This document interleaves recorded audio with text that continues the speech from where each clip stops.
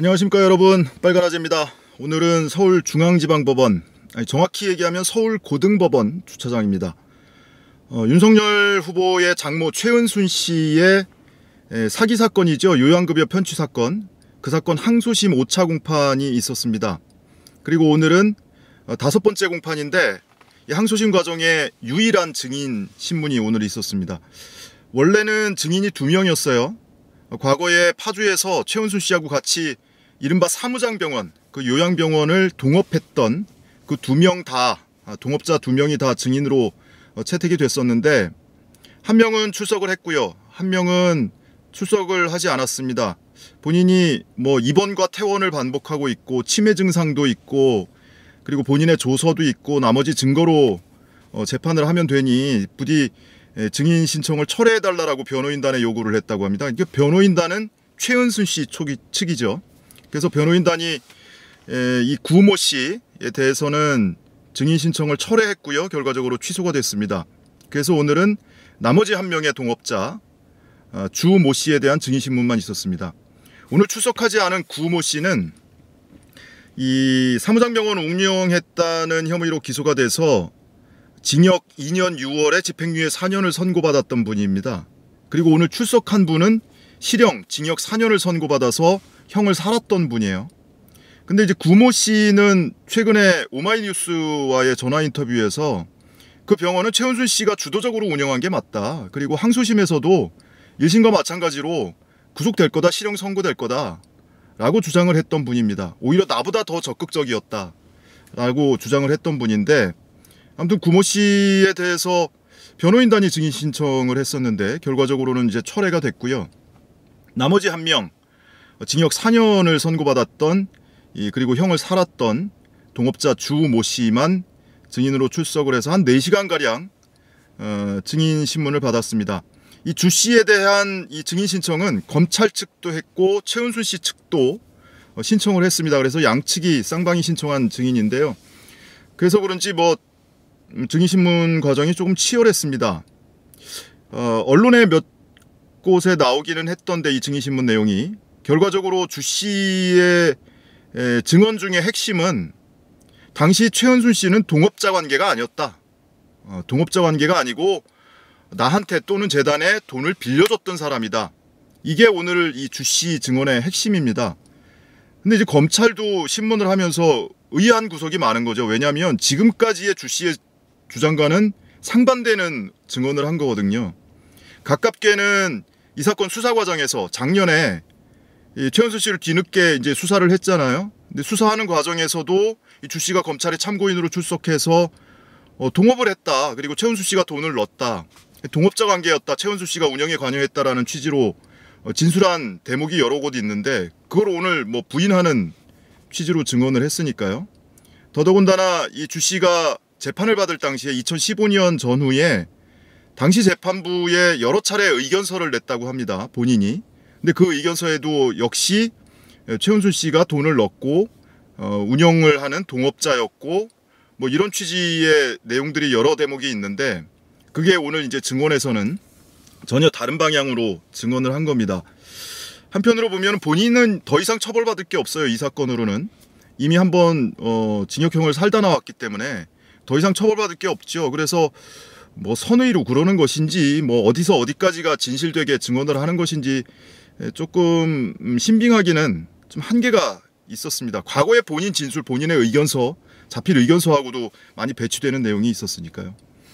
한편으로는 이런 거예요. 최은순 씨가 본인은 이제 동업을 한 게 아니고 운영에 가담한 것이 아니고 돈을 빌려달라고 해서 돈을 빌려줬고 그 돈을 돌려받기 위해서 병원이 정상화돼야 하니까 거기에 계속 돈을 집어넣은 거다. 이런 주장을 하고 있는데요.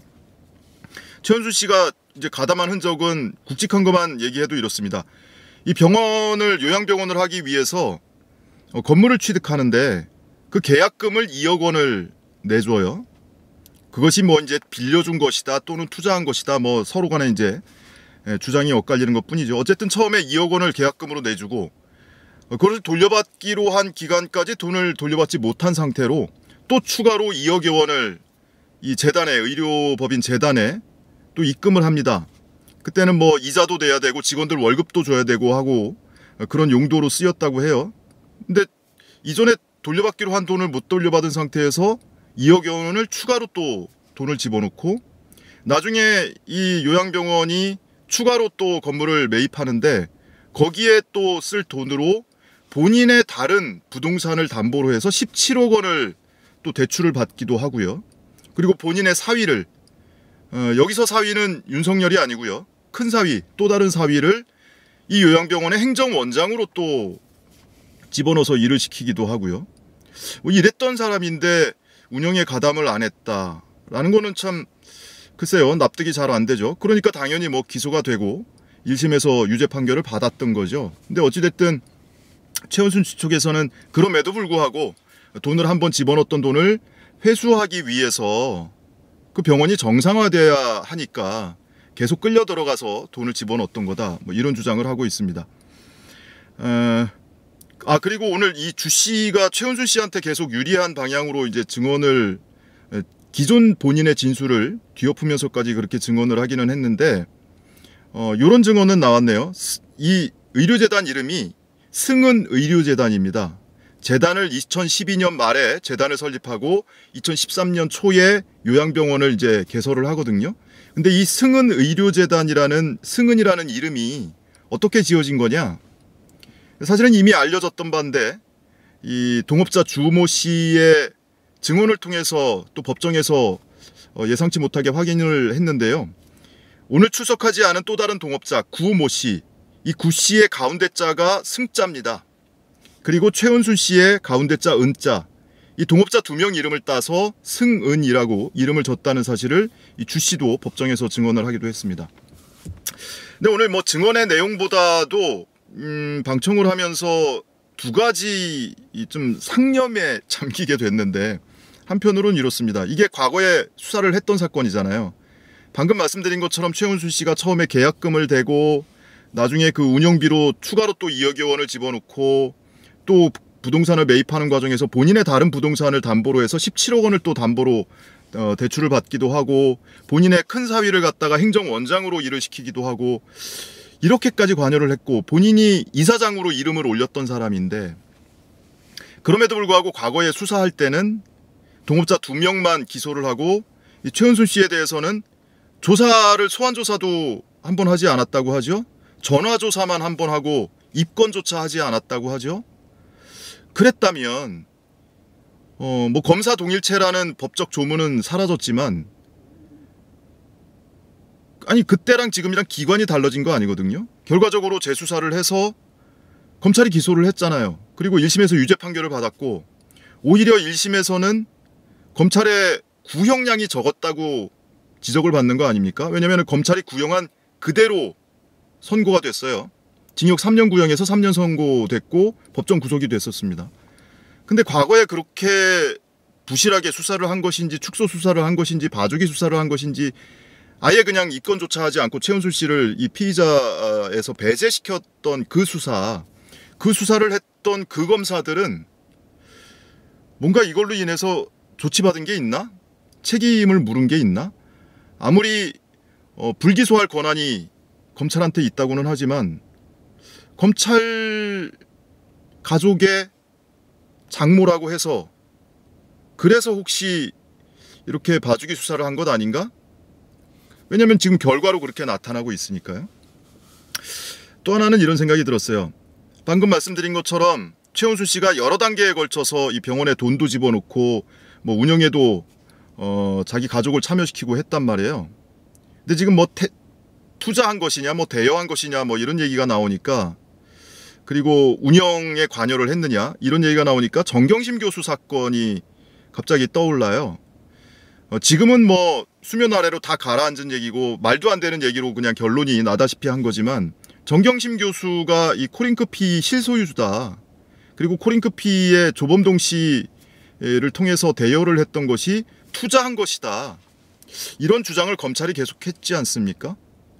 근데 결과적으로는 어찌됐든 실소유주 아니고 뭐 운영에 전혀 가담하지 않은 것이고 단순 투자자였다라는 것이 이제 법원 판결로 확인이 된 건데, 만약에 정경심 교수가 코링크피의 초기 설립 자금을 대고 운영비도 추가로 대고, 그리고 그 이자를 내고 코링크피 직원들 급여를 주기 위해서 본인의 부동산을 담보로 또 대출받아서 운영비를 대고, 본인의 누구 가족을 코링크피 대표이사로 앉히고 했다면, 그랬는데 정경심 교수가 나는 운영에 가담하지 않았고 그냥 돈을 대여해 준 것에 불과해 라고 주장을 했다면 세상 어느 누가 믿어줄까, 이런 생각이 들었어요. 지금 최은순 씨 논리가 그거거든요.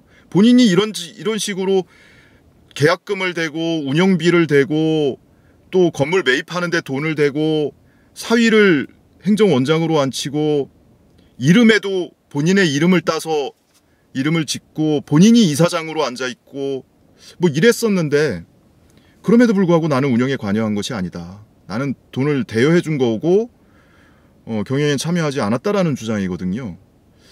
뭐 법정에서 이런 주장이 심도 있게 다퉈지는 것이 그럴 수 있다고 쳐요. 이 사건만 따로 떼서 보면 뭐 사실관계는 결국에는 이제 판결을 통해서 확인이 될 테지만, 근데 정경심 교수 사건을 비슷한 맥락으로 보면 만약에 최은순 씨와 같은 행위를 정경심 교수가 코링크피에 대해서 했다면 그게 과연 씨알이나 먹혔을 얘기인가, 그냥 그런 생각이 들었습니다. 워낙 이제 이 법정에서 증인신문 내용이 뭐 뻔한 방향으로 흘러가고 있고 하기 때문에 여러 가지 생각을 증인신문을 들으면서 하게 됐는데, 이런 생각도 함께 들게 됐습니다. 어쨌든 오늘 유일한 증인신문은 이렇게 해서 끝났고요. 사실은 뭐 지난번에 최은순 씨가 뭐 보석 조건을 위반했다, 주거지를 제약을 남양주로 제한을 했었는데 뭐 서울과 양평을 뭐 자유자재로 뭐 그냥 넘나들었다, 뭐 이런 것이 이제 확인이 되면서 검찰이 보석 취소 신청을 하고 했었는데, 그 보석 취소 여부에 대해서도 언급이 있지 않을까 하는 관심을 갖고 지켜봤는데요. 보석 취소 여부에 대해서는 전혀 뭐 언급도 없었고요. 이전에 언론 보도 나온 것도 그것이 뭐 가부간에 명쾌하게 결론이 나지 않은 것으로 그렇게 보도가 나와서 오늘 얘기가 나오지 않을까 했는데 뭐 그런 얘기는 전혀 없었습니다. 결과적으로는 2주 뒤에 12월 21일에 종결하기로 했거든요. 항소심 종결하기로 했습니다. 그래서 보석 취소 없이 그래서 보석 상태로 그냥 끝까지 가는 것 같아요. 결과적으로는 검찰이 신청한 보석 취소는 받아들여지지 않는 상태로 그냥 가는 것 같고요. 12월 21일에 종결을 합니다. 그날 검찰이 이 오늘 증인으로 출석한 이 주모 씨가 과거에 본인의 재판부에 제출했던 의견서, 그 의견서를 증거로 제출하기로 했습니다. 그래서 그걸 증거로 제출하면 그날 이제 서증 조사를 추가로 해야 될 것이고, 그리고 검찰에서는 최은순 씨를 상대로 1시간가량 피고인 신문 시간을 달라고 했습니다. 그래서 1시간가량 최은순 씨에 대한 피고인 신문이 있을 예정이고, 그리고 아마 결심 구형이 아마 있을 겁니다. 근데 구형은 1심에서 이미 징역 3년 구형했었고 3년 선고가 됐기 때문에 결국에는 뭐 항소심에서도 1심과 같은 징역 3년 선고를 해달라라고 요구를 하지 않을까 싶어요. 왜냐하면 1심에서는 검찰이 구형량대로 선고가 됐기 때문에 검찰은 항소를 하지 않았습니다. 최은순 씨 쪽만 항소를 한 거거든요. 그래서 항소심에서 뭐 특별한 사정이 없는 한은 그거보다 형이 높아질 일은 없을 거예요. 맥시멈이 1심 형량과 같은 징역 3년일 것이고, 그보다 낮아지느냐 마느냐 이것만 아마 남은 것 같습니다. 그래서 12월 21일에 종결하고, 그렇게 되면 1월 뭐 12월 마지막 주 1월 첫 주는 동계 휴정에 들어갈 거거든요. 더더구나 이 사건은 지금 불구속 상태 재판이기 때문에 뭐 서두를 이유가 없죠. 그래서 1월 한 중순이나 뭐 1월 중에는 1심 선고가 나오지 않을까 예상을 해봅니다. 오늘 최은순 씨 항소심 5차 공판 소식 여기까지 전해드리고요. 사건 개요를 혹시 이거 무슨 사건 얘기하는 거야, 이런 분 혹시 계실지 모르겠는데 마치기 전에 그것만 다시 한번 말씀을 드리면, 요양급여 부정편취 사건, 의료법 위반 사건, 뭐 이렇게 언론에 표현이 되고 있는 그 사건입니다. 이른바 사무장병원을 개설하고, 그러니까 병원을 개설해서 운영할 수 있는 자격이 없는 사람들이 다른 사람을 의료인을 고용해서 병원을 운영했다, 개설해서 운영했다. 그래서 의료법 위반이고, 그리고 그걸 운영하는 과정에서 건강보험공단으로부터 요양급여 약 23억 원을 편취했다. 그래서 특정경제가중처벌법상의 사기 혐의, 의료법 위반 사기 이렇게 두 가지 혐의로 기소됐던 사건이고 지난 7월에 의정부지방법원 1심에서 징역 3년 실형 선고와 함께 법정 구속됐었고요. 그리고 최은수 씨 촉이 항소를 해서 항소심이 진행 중이고 지난 9월 9일에 보석으로 풀려나서 지금 불구속 상태로 재판을 받고 있는 바로 그 사건입니다. 자, 오늘 공판 소식 이 정도로 마치죠. 시청해주신 여러분 고맙습니다.